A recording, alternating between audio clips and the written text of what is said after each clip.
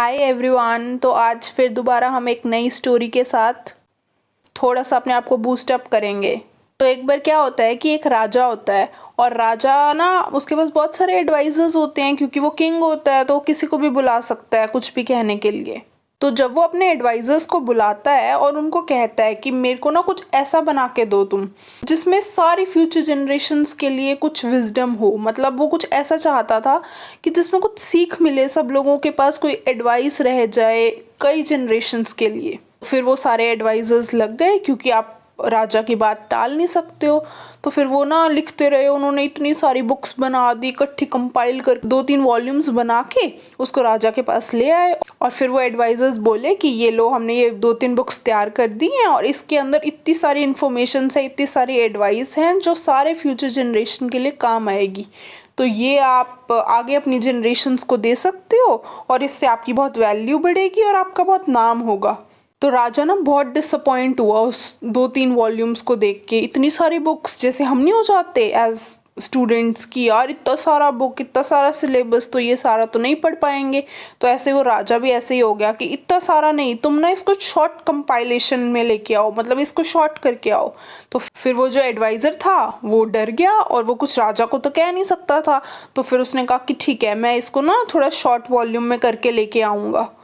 तो फिर वो दोबारा जाता है और फिर वो एक बुक दोबारा उसमें से जो बिल्कुल मेन पॉइंट्स होते हैं वो लिख लेता है और जैसे फिर उससे एक बुक बना लाता है और फिर दोबारा राजा के पास आता है। तो राजा फिर से उस पर गुस्सा हो जाता है कि ये तो क्या बना के ले आया है, तो मैं कुछ ऐसा चाहता हूँ जो बहुत शॉर्ट हो और मैं अपनी फ्यूचर जनरेशन को ट्रांसफ़र कर सकूँ, तो तुम कुछ एक पेज का बना के लेके आओ।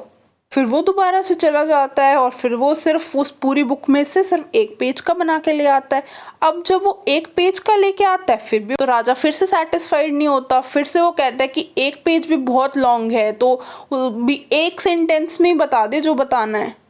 तो फिर एडवाइज़र जाता है और फिर वो सिर्फ एक लाइन के बारे में सोचता है कि एक सेंटेंस ऐसा लेके जाऊं जिससे राजा खुश हो जाए। तो राजा के पास वो जब लेके आता है तो राजा बहुत खुश हो जाता है कि ये वाली एडवाइस तो फ्यूचर जनरेशन्स तक जानी ही जानी चाहिए। तो वो एडवाइस क्या होती है या वो 1 लाइन क्या होती है जो उस एडवाइज़र ने लिखी होती है? उसने लिखा होता है नो फ्री लंच।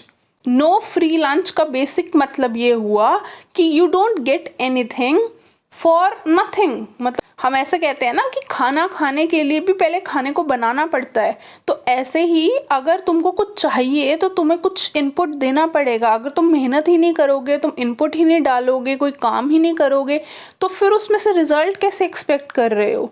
फिर तुम कोशिश करते हो कि इसको कोई शॉर्टकट मिल जाए हमें, हम कहीं से भी इसकी छोटा सा छोटा वॉल्यूम ले लेंगे, पर हम पूरी की पूरी एनसीईआरटी नहीं पढ़ेंगे या पूरी की पूरी एमसीक्यू सॉल्व नहीं करेंगे, कुछ शॉर्टकट ढूंढ लेंगे। को रिजल्ट चाहिए, तुमको एडमिशन चाहिए कॉलेज के अंदर, तो मेहनत तुमको करनी पड़ेगी, बुक्स भी तुमको पढ़नी पड़ेंगी। अगर तुम एक्सपेक्ट करते हो कि कोई और पढ़ेगा, मान लो हमने पढ़ लिया, मान लो जो टीचर्स तुमको पढ़ा रहे हैं या मान लो मैंने तुमको कुछ समझा दिया, बस उस सिर्फ समझ के थोड़ी ना कुछ होगा। अगर उसको तुम समझ रहे हो, उसको रिवाइज कर रहे हो, उसको याद रख रहे हो, उसको कहीं ना कहीं एमसीक्यूज में यूज़ कर रहे हो, कंसेप्ट्स बना रहे हो, वही तो इम्पोर्टेंट है। स्पून फीडिंग एक एज तक होती है, उसके बाद स्पून फीडिंग अच्छी नहीं होती है। तो जैसे हम एनसीईआरटी पढ़ते हैं, तुमने इतनी बार देखा होगा जब मैं लेक्चर में एनसीईआरटी पढ़ा रही होती हूँ तुमको, तो उसके बीच में इतना सब कुछ मिसिंग होता है जो तुमको बताना इंपॉर्टेंट होता है। वो सारा क्या होता है कि when you are reading you need to read in between the lines, और इसलिए आज से ही स्टार्ट करना पड़ेगा। कोई फ्री लंच नहीं मिलने वाला है। और तुमने एक बहुत फेमस लाइन सुनी होगी या कोट सुना हुआ होगा कि you don't have to be great to start, but you have to start to be a great person. तो ये बिल्कुल भी ज़रूरी नहीं होता कि तुम स्टार्ट बहुत स्ट्रॉन्ग करो कि हाँ आज मैं 5 पेजेस पढ़ लूँगा या मैं एक पूरी बुक ख़त्म कर दूँगा या इतने सारे चैप्टर्स कर दूँगा। नहीं, start with 1 paragraph, start with basics, एक पेज पढ़ लो, बट मेक अ हैबिट। तो अगर ये स्टोरी तुमने सुन ली है पूरी की पूरी, तो मुझे लगता है कि अब तुम्हें जाके पढ़ना चाहिए। अभी फटाफट से जाओ यूट्यूब, अगला वीडियो नहीं चलाना, बस अभी बंद कर दो और जाओ और पढ़ाई करो। और जो तुम्हारे दोस्त नहीं पढ़ रहे हैं उनको भी ये वीडियो शेयर करो और फटाफट से इस चैनल को सब्सक्राइब कर दो ताकि तुम मोटिवेटेड रहो, पढ़ते रहो। So till our next video, bye bye.